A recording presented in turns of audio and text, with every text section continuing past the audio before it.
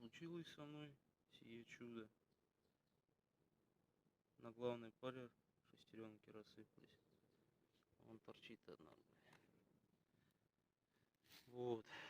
И было, короче, такая ерунда. Все отдавало сцепление в коробку, блядь. Перебрал коробку на газели. Вот. Все нормально, все подшипники хорошие. Вот. Потом до сцепления добрался. Сцепление тоже в идеале. А стук такой был вообще, блядь, как будто кто-то сидит под молотком, это под кабиной и хуярит молотком. Когда набираешь скорость, сбрасываешь скорость, все нормально. Так что, кто не знает, и откуда берется стук на газели в сцеплении, значит пизда редуктору.